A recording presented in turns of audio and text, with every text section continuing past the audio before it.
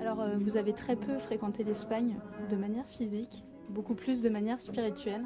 C'est ce qu'on va comprendre justement dans votre spectacle musical. Expliquez-nous un petit peu tout ça. Oui, bah, c'est-à-dire que j'ai beaucoup fantasmé sur l'Espagne à partir de personnages que j'ai rencontrés dans ma vie, et, notamment des Espagnols qui m'ont raconté plein de choses sur leur histoire. Et puis j'avais effectivement aussi un petit copain espagnol que j'ai rencontré aux colonies de vacances. Et après j'ai appris qu'il avait été réfugié. Je l'ai jamais revu.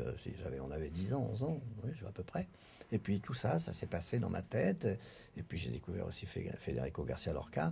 Mais toute l'Espagne s'est sans cesse rappelé à moi, sans arrêt par des petits souvenirs, des bribes comme ça de souvenirs. Ce sont des fantasmes, ce sont des rêveries qui m'ont toujours beaucoup agréablement accompagné, voilà, je dirais. Federico Garcia Lorca est le poète espagnol, je dirais, emblématique, culte, qui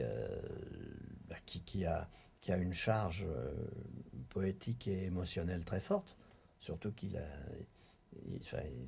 c'est un mythe.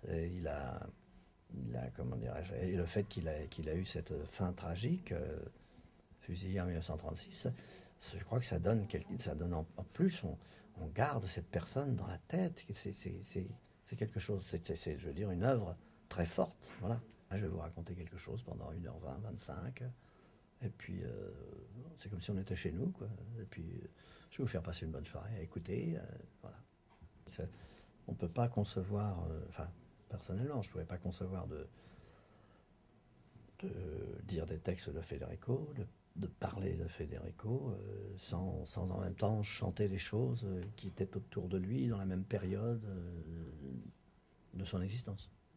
Et là, donc justement, vous êtes accompagné de deux guitaristes, c'est Oui, ça? c'est ça, oui. Il y a Karim Kaïssa et Sandra Derlon que j'ai rencontrés comme ça et qui ont eu l'amabilité de travailler avec moi et qui sont, voilà, excellents.